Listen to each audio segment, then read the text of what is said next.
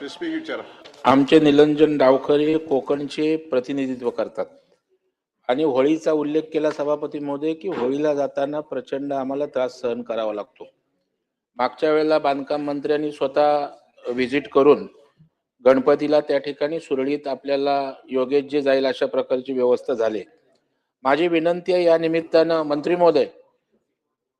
महोदय या वेळेला विनंती आपल्याला की आमचा मुंबई गोवा हायवे हा रेकॉर्ड ब्रेक लेट होणारा अशा प्रकारचा हायवे आहे. समृद्धी त्याच्यानंतर झाला, होण्याबद्दल आमचं दुमत नाही, पण आज त्या ठिकाणी मुंबई गोवा हायवे आज अनेक वर्षानुवर्ष कंत्राटदारांचा निष्काळजीपणा असेल, बाकी गोष्टी असेल, तर टाइम बाउंड आपण त्या ठिकाणी आता निदान कोकणात सणासुदीला आमचे मुंबई ठाण्यातनं मोठ्या प्रमाणावर लोक जातात, तर टाइम बाउंड कधी हा पूर्ण करणार? मधले इंदापूर माणगावचे पॅसेस राहिलेत. मध्यंतरीच्या काळामध्ये अजितदादा पवार यांनी माणगावला एक बैठक घेतली होती तटकरे साहेबांच्या सांगण्यावर. नाही महत्वाचं आहे, तर त्या संदर्भात बायपासचा पण टाइम बाउंड प्रोग्राम करा. आणि महाडच्या गांधारपाल्याचा उल्लेख करता माझं गाव आहे महाड आणि त्या ठिकाणी आपण सार्वजनिक बांधकाम मंत्री आहात.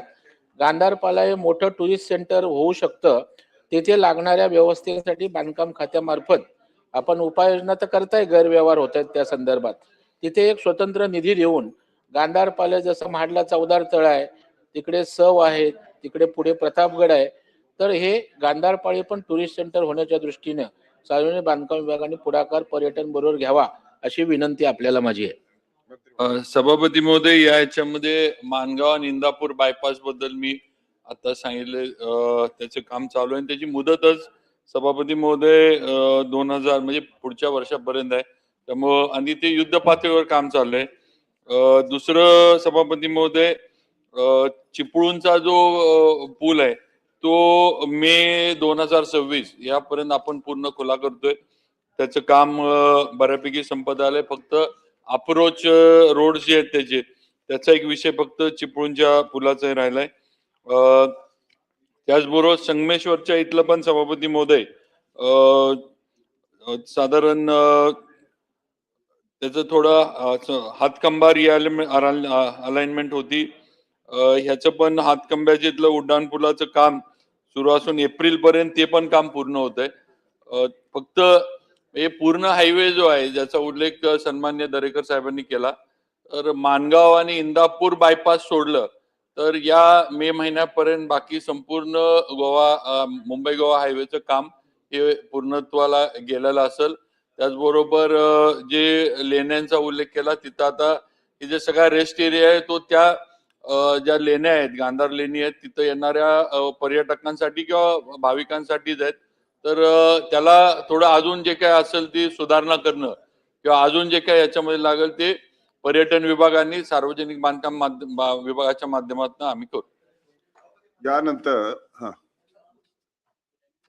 त्याने उत्तर दिलं, खरं स्पेसिफिकच विचारतो. त्यांनी सांगितलं की हे बंद होतं आणि हे बंद असल्यानंतर कॉन्ट्रॅक्टरच्या ताब्यात असतं.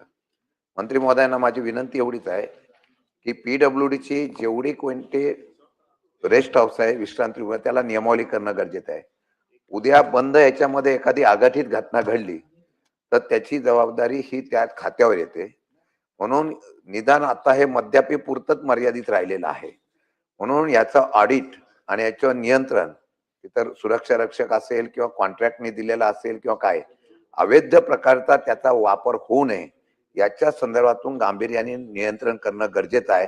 याच्या संदर्भामध्ये आपण संपूर्ण महाराष्ट्रातल्या असलेल्या या विश्रांतीगृहाची माहिती घेऊन जिथे दुरुस्ती करायची आहे, तिथे चांगलं करायचं ते चांगलं करून यामध्ये कुठल्याही प्रकारचा गैरवापर होणार नाही याची काळजी घेण्यासाठी आपण नियमावली तयार करणार का, हा एक प्रश्न. आणि हा नॅशनल हायवेकडे हा रस्ता तुमचा आहे, तरी आपण स्वतः तिथं गेला होता, स्वतः तिथं पाहणी केली आहे, आम्ही बघितलेलं आहे. मगाशी सांगितल्याप्रमाणे हा अनेक वर्ष हा रस्ता तसाच प्रलंबित आहे. टाइम बाइंडिंग म्हणून इतक्या वर्षामध्ये किंवा इतक्या महिन्यामध्ये हा रस्ता केंद्रीय मंत्र्यांशी बोलून आणि आपलेच नितीन गडकरी साहेब आहेत आणि मला वाटतं की तो रस्ता सगळे रस्ते महाराष्ट्रातले झाले आणि त्याच्या मागून समृद्धी झाला, तरी अजून मुंबई गोवा असाच आहे. तर या संदर्भामध्ये पुढच्या गणपतीच्या आत तरी मुंबई गोवा मार्ग हा कोकणामध्ये जाण्यासाठी मोकळा होणार आहे का?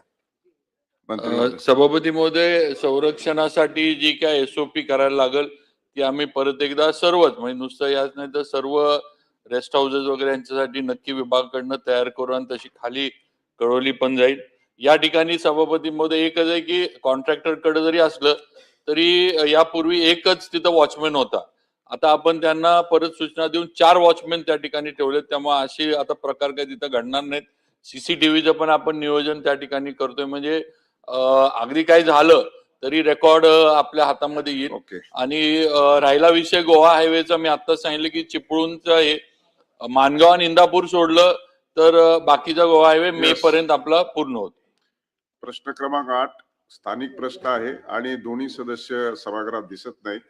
त्यामुळे प्रश्न क्रमांक 9